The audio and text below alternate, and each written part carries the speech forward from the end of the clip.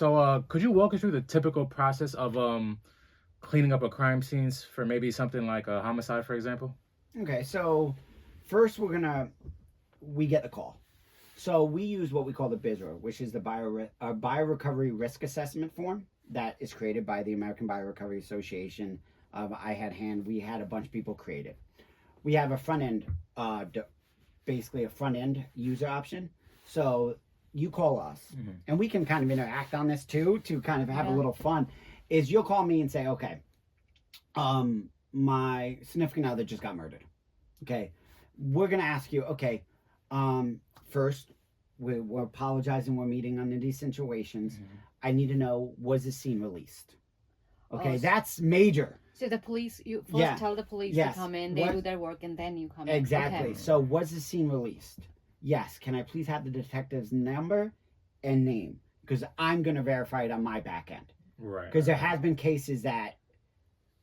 Oh, I know. So if we go in and pre-clean. I kill someone and exactly. Can you please clean it up? I always joke around and I say, the $1 million no ask, no questions.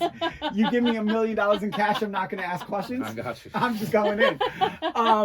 But that's what we do. So that's the first thing my office is going to do.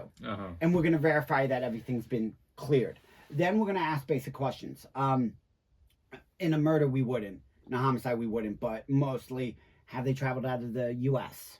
to double check infectious disease, anything? Suicides, what type? And we always say, we're sorry if this is too much for you. Please, we can send somebody over to estimate it right away. But if you can handle these questions, we just have a few of them, please. What was the choice of weapon? Was it a knife? Was it a gun? What happened? Can you, in as little detail as you can, tell us? Sometimes it'll be like, oh, I can't talk about it. Well, guess what? We have the detective's number, so I can call the detective and say, hey, look, what's going on? Some of them are, hey, look, I'll send you pictures. And I'm like, okay. So we'll get that information. That information gets sent out to one of our lead techs, supervisors, project managers, whatever you would like to call them. They now will go onto a job site. The moment they pull up to a job site, now we have to do what we call a site assessment of looking at a whole job, looking at the risks, looking what encountered. We have the basic information, but now we really have to kind of write that body of that paper, of that project. So we'll go in, the supervisor will go in and check out the scene first. Meet with the customer, meet with whoever's letting us in, and deal with looking over all the scenes, seeing how to contain it, seeing how bad it is before we start. Now that supervisor PM will come out and talk to the technicians out by the truck. Okay, we call it like a tailgate meeting. Say, okay, this is what we're dealing with. Is the kids involved? How is the reaction of the family members? Sometimes we have family members trying to be over us. Oh my God, oh my God, oh my God, what do we do? Right. Like, where we're like, okay. So in that case, sometimes they'll contact me or the office, and we'll end up taking them out to lunch. We'll end up coming there and bringing somebody else special to handle just the family, knowing that they're going to cause a lot more emotional disturbance within that situation. So my supervisors will make that call.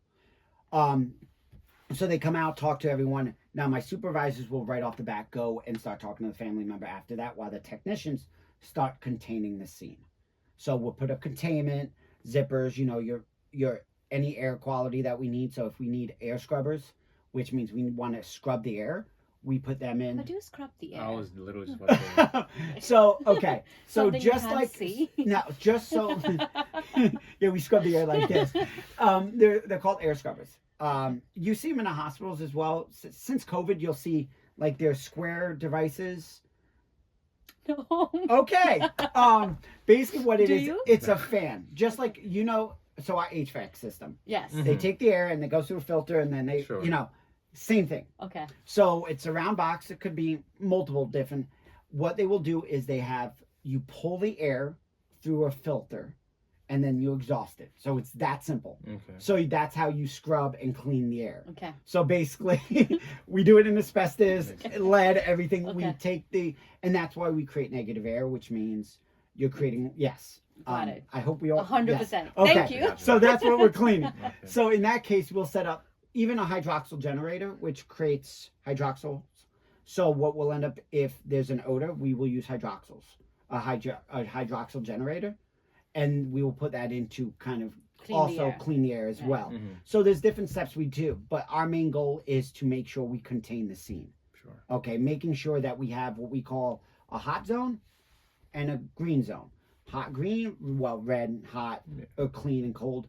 That just says that everything that's in the green and the cold is clean, can be accessed by anybody. No, Okay. anything in the hot means only people that are suited up, contained, ready to go in, and who are trained should be in that area.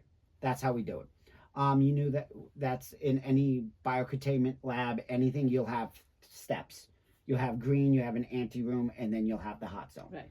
Okay. Are you like finishing this house, apartment, or whatever as an entirety, or are you saying like, okay, the bathroom is good, you guys are good to go to the bathroom. Now the living room is good, you guys are good to go to this part, or is it like you gotta wait till we finish this whole place and then we'll let you guys back in? It depends on the job. So, say in your scenario, there was a murder Mhm. in a bedroom. Sure. Okay. And let's look at this. Like I said, two people died, Mhm. significant others, or well, yeah, however you want to say Yeah. it. Two family members in the bedroom. I feel like we're playing a Mystery of Clue right Yes. now with the candlestick. No, no. Say a shotgun. Two deaths. So what I'm gonna do is we're gonna go in there and close off that bedroom. Mhm. The rest of the house is good. Yeah. Go right because, ahead yeah. because the only scene I'm worried about in there. Now we're gonna stage in the living room, and I'm gonna tell the family, look. But then, is there a kitchen that we can sit there? Is there areas? How receptive is the family to us? Like all that plays into Yeah. really how you design a scene. But my main goal is nobody goes into that room until we're done cleaning it. That affected room, nobody's going in there. What we'll do is anything that is, so you have porous and non-porous materials. Mhm. Okay, porous materials are going to be anything that soaks up. Mhm. Anything non-porous should be able to be cleaned. So like what we'll do is clean it. So we, in a job, so say we set up the containment, the supervisor's talking to family, calls the insurance, deals with all the paperwork, then comes back in. Now we work our way into a job. Okay. So even if the walls, as long as the walls aren't dripping or the ceiling's not dripping, we'll work our way in from the floor That makes first. So we will work our way in cleaning the floor, getting all the materials off of the floor, anything that can be salvaged, clean it, remove it. Anything that can't, basically Toss it. dispose of it. sense. Yeah. And then we work our way in. After we're done with all the floor, then we work our way up and out. Okay.